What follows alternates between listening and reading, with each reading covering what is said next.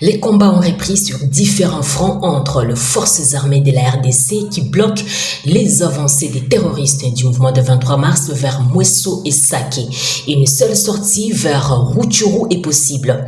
Après 4 jours d'intenses combats, les deux côtés maintiennent leur position sur l'axe Kichanga-Mweso. Des sources locales signalent que les combats sont signalés à 2 km de Ndondo et Kitobo, en chefferie de Bwito, dans le village de Rugamrama. Des témoins dans la cité signalent le retour à Kichanga de quelques familles d'une communauté. Jusqu'à 9h de ce mercredi 2 février, une seule voie mène à la cité de Kichanga. Il faut passer par Rutshuru et ces familles viennent des zones de 123 de Rutshuru. Le trafic est coupé depuis une semaine entre la ville de Goma et Butembo après que les 123 aient assiégé la cité de Kichanga au Nord Kivu. Cet axe routier est le seul qui servait de contour et facilitait les trafics entre le chef-lieu du Nord Kivu et la ville de Butembo. Les usagers de ce tronçon se disent asphyxiés et plaident pour une solution urgente. Le président de l'Union nationale des agences de transport basée à Butembo, Jimmy Munguluma, a expliqué leur calvaire à Radio Kapi. Le Grand Nord est coupé de sa capitale provinciale. Des malades de Beni et Butembo qui n'ont pas de possibilité de billets d'avion ne savent plus atteindre Goma pour suivre le soin. Il a également des produits alimentaires qui quittent Goma pour alimenter les Grands Nord et vice-versa. Il a indiqué qu'il éprouve des difficultés de travailler depuis que les rebelles du mouvement, les terroristes du mouvement de 23 mars ont pris le contrôle d'une partie du territoire de Rutshuru. On n'y travaille plus, pourtant nous sommes des locataires, nous avons des enfants à scolariser et des familles à nourrir. Comment allons-nous faire? S'est interrogé Jimmy Munguluma. Il a souligné qu'environ 29 chauffeurs sont bloqués depuis une semaine entre Kichanga et Masisi Centre avec leurs passagers et marchandises.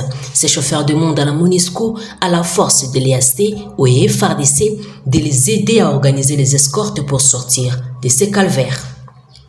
La reconquête de la zone stratégique de Kichanga dans le Nord Kivu devait être une priorité du gouvernement congolais, a rappelé mercredi 1er février la jeunesse intercommunautaire du territoire de Masisi en déplacement à Goma. Dans une déclaration faite aux médias, un groupe des 6 jeunes notables de Kichanga estime que cette zone, qui a toujours été ciblée par des rébellions pro-rwandaises dont la CNDP, revêt un caractère stratégique pour la déstabilisation de la province.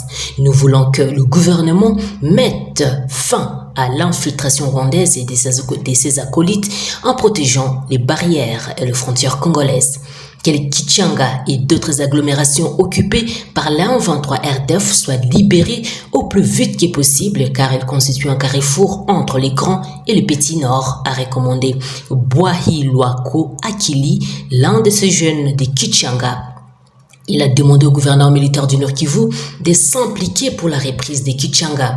Nous voulons aussi que le gouverneur militaire veille à ce que tous les militaires ayant des affinités avec les terroristes du mouvement de 23 mars ne participent ni aux opérations ni aux affrontements, voire la planification stratégique et tactique. Les jeunes de Masisi appellent également la MONUSCO et les troupes de l'EAC de soutenir concrètement les FARDC dans les opérations contre cette guerre d'agression. Et de l'autre côté, la société civile du groupement Babouba à Kisiki, territoire de Beni, nous sommes toujours au Nord Kivu, a alerté le mercredi 2 février sur l'afflux des hommes armés assimilés aux ADF vers le village Maïmoya. Et selon sa structure citoyenne, ces hommes armés empruntent depuis 2 jours la route nationale numéro 4 allant de l'ouest vers l'est du territoire de Beni. Elle dit craindre que ces hommes armés ne soient dirigés vers les localités où se trouvent les champs de la population qui ravitaillent en vivre toute la région. Pour sa part, le porte-parole des opérations Sokola 1, capitaine Anthony Mwalushai, affirme que les dispositions ont été prises pour sécuriser la population de cette contrée. Nous sommes déjà au courant de cette information. Vous êtes sans ignorer que l'ennemi est traqué dans tous les sens, dans l'ensemble de notre zone, et l'ennemi est en train de fuir pour aller chercher d'autres abris. Alors nous, en tant qu'armée, nous sommes obligés de les suivre parce que partout où ils partent, c'est toujours notre territoire. Donc, nous sommes obligés de le faire pour non seulement anéantir cet ennemi qui a beaucoup causé des massacres dans notre zone, mais aussi donner la paix à notre population. C'est l'essentiel de ce que nous sommes en train de faire, a-t-il déclaré. Le capitaine Anthony Mwalushai a également fait savoir que ses assaillants cherchaient là où il y a à manger pour survivre. Il a indiqué que l'armée fera tout pour protéger les cultivateurs de cette région et anéantir ces hors-la-loi.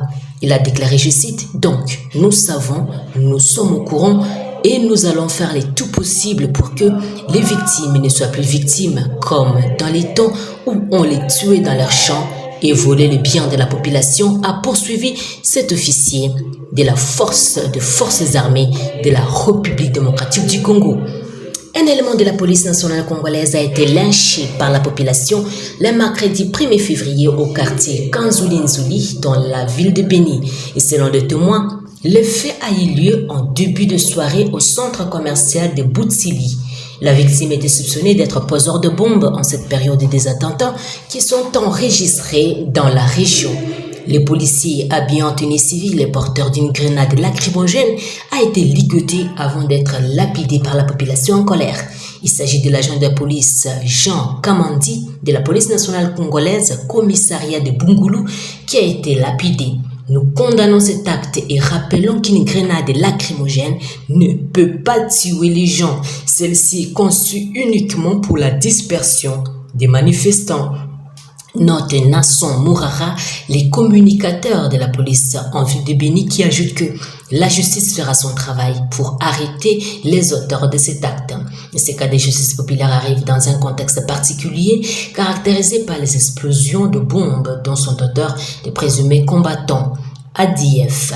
Pour rappel, 2 explosions à la bombe artisanale ont été rapportées les mois derniers, faisant 15 morts et plus de 80 blessés, notamment dans une église à Kasindi, et cité frontalière avec l'Ouganda, et dans un local de moulin à farine ou au marché de ma campagne dans la ville de Béni. L'attentat meurtrier de Kasindi avait été revendiqué par les groupes État islamique. Autre chose, au moins 31 civils ont perdu la vie dans les différentes attaques signées par les miliciens de la coopérative pour le développement du Congo Codeco depuis le début du mois de janvier 2023 dans les territoires de Djougou, Irumu, Mambasa et ses environs dans la province de l'Ituri. Cette statistique est donnée ce mardi 31 janvier 2023 par la coordination provinciale de la société civile de l'Ituri. Selon Dieudonné Lossa, son président, ces derniers ont été abattus dans 4 territoires dont Djougou, qui occupe la première place avec les nombres très élevés des 80 personnes tuées. Cette structure citoyenne affirme que le bilan fait vraiment peur à la population et nécessite une intervention urgente du gouvernement congolais pour arrêter l'hémorragie sur l'ensemble de la province de l'Ituri. C'est par ici que s'achève notre édition présentée par Santi Chisenga.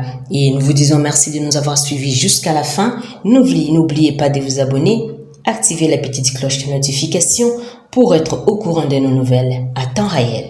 Au revoir.